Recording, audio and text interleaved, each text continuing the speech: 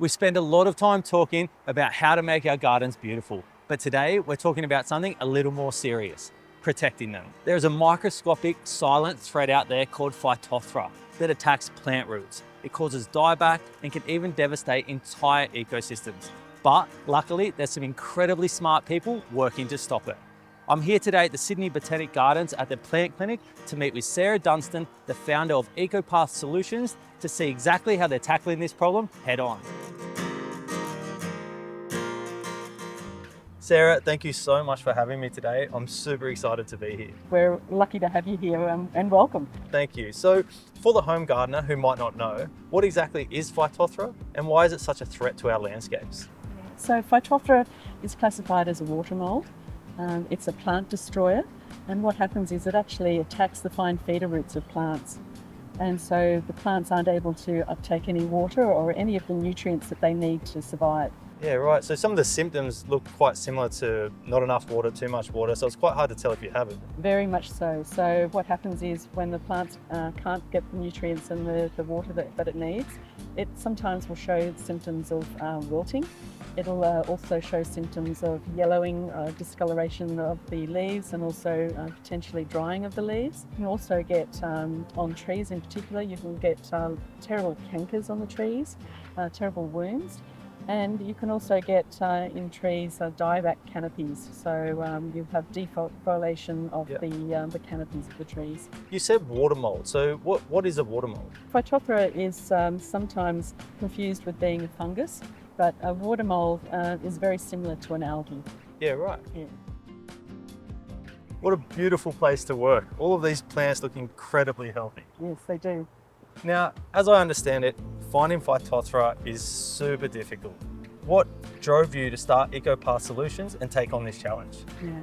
So during my career, I've been really privileged to be able to go to many different places around Australia, some of them World UNESCO Islands, national parks, and parks and gardens, and even council sites as well. And unfortunately, we've seen the devastation that Phytophthora can have on the biodiversity of the plant life. So when Dr. Matthew Lawrence, the manager of the plant clinic here at the Botanic Gardens of Sydney, asked if I'd like to collaborate on a project regarding Phytophthora and how we can prevent the spread of Phytophthora, I jumped at the chance. So he mentioned that they've been doing a whole lot of research on a project called Stop the Rot, and that was about preventing the spread of Phytophthora.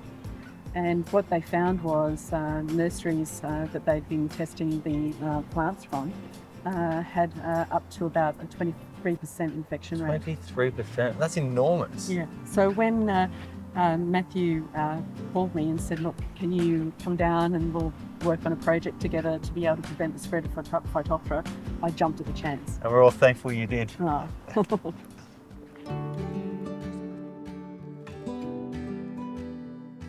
Sarah, there's a really cool space in here. You've got so many interesting things.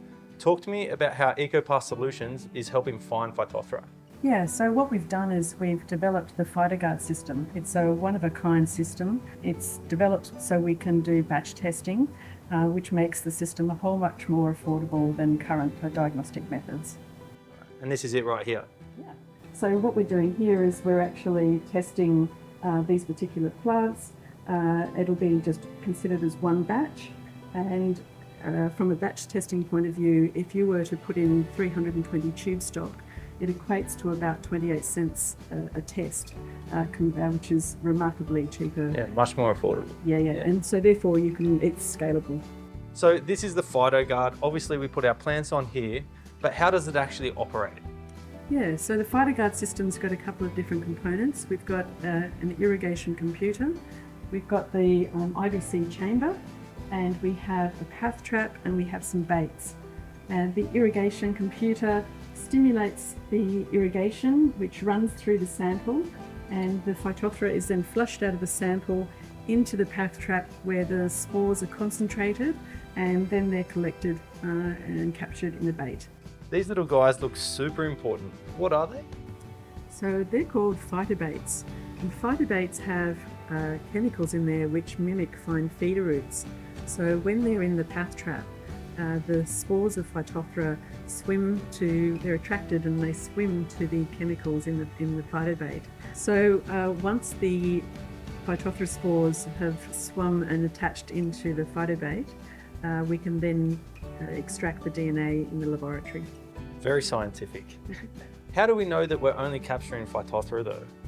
Yeah, so the phytobates are designed just to capture Phytophthora, and we do that by adding antibiotics and antifungals, and that prevents other things from growing. You really have thought of everything. We try.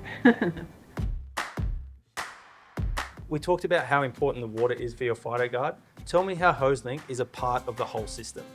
So we use the connectors from Hoselink. We also use the hoses. So we connect the water source to the EcoPath computer system, which then a hose connects it to the PhytoGuard system, which is the IBC chamber. So you use it for every part that you can, all the way from the tap to the system. We do, because we're looking for quality products that aren't going to leak, because we want to have that volume of water that we program into the EcoPath system to be able to deliver it 100% all the time. So I imagine using it commercially and in a scientific situation, it's incredibly important that you have no leaks and a trustworthy system. Absolutely. Okay, so we've seen the PhytoGuard system, the water's come through, it's washed down through the soil, it's been collected, the beta's captured what potentially is Phytophthora. We're in this crazy looking science lab. I'm feeling very scientific. So where do we go from here? Right. So now we have the bait, and we're going to now extract the DNA, which will be growing in the mycelium in the bait. This robot processes 96 samples all in one go. And what it does is it actually washes the samples so we can get a really nice reading of DNA. And once we've got the DNA, then it goes into the qPCR machine. qPCR machine, what's that? So the qPCR machine, what it actually does is it determines whether or not you have a positive sample for Phytophthora or not, a negative sample. Can you show me one? Yeah, absolutely, let's go. Let's go. Then this is the qPCR machine.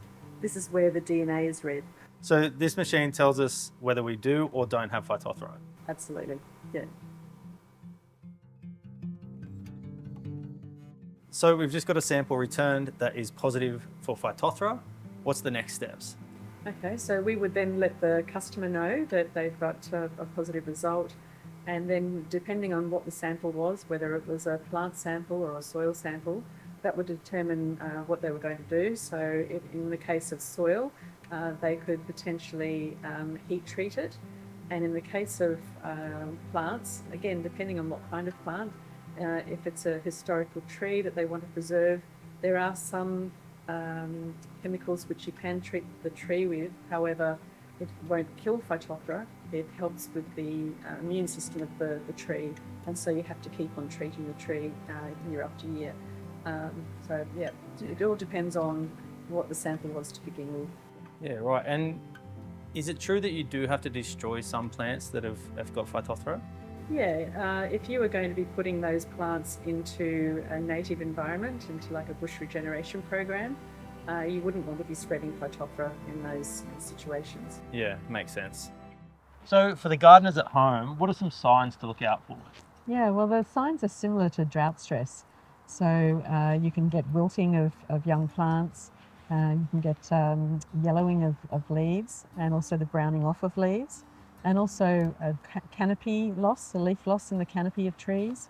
You can also get some cankers as well, some wounds on the actual trunks of plants and trees. So a lot of the symptoms are very similar to other diseases and pests. Mm-hmm. So I guess if your plant's doing really well and then all of a sudden it's not, that's another reason to get tested for Phytophthora. Absolutely. The only way to definitively say that you have Phytophthora is to test for it. So what are some of the most common ways Phytophthora finds its way into our garden? Yeah, so humans bring Phytophthora into the garden, and it can be on the soil on your shoes. You may have walked into a contaminated area and then you've brought that into your garden. You may have brought in some material which might be infected, and so they're the main ways, depending also with your water as well.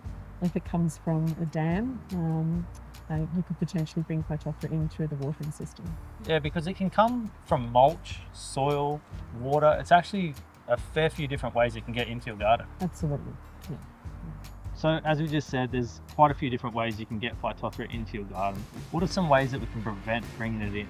Yeah. Well, when you buy a potting mix, make sure that it's been heat treated. A lot of good nurseries have certified treatments of their potting mixes. And that's something you could ask the nursery directly if they've done that. Yes, absolutely. And also ask them if their plants have been tested to make sure that they've been tested for Phytophthora. That would be a way of reducing the risk of bringing Phytophthora into your garden. So what about if we had muddy boots? Will we just wash them off with the hose or? Yeah, no, what you need to do with muddy shoes is you need to carefully get a brush and get rid of all of the large particles of soil off your shoes and spray it with 70% ethanol. Or you can do a 10% bleach solution, or you can use any sort of chemical, commercial chemical out there for getting rid of Phytophthora. And I guess cleaning tools is one as well. I'm sure it can be transported on our shovels and our spades and our pitchforks. Yeah, absolutely. So what you need to do to disinfect your tools, you need to again use like 70% ethanol or alcohol solution, or any of those sort of commercial products out there which will kill Phytophthora. So the key takeaways are Phytophthora is serious, but thanks to people like yourself, EcoPath Solutions, the Botanic Gardens in Sydney, we are getting on top of it. Absolutely. All we have to do is wash our boots, clean our tools, keep an eye out for some symptomatic plants, and once again, thanks to you, we can test for it. Well, Sarah, I've had the most incredible day. I can't thank you enough for showing me through the lab, the plants, everything you've shown me today. I've learnt so much. Well, you're welcome, Ben. It's been wonderful having you here from Hoselink, and let's hope we can spread the word about Phytophthora. Thank you.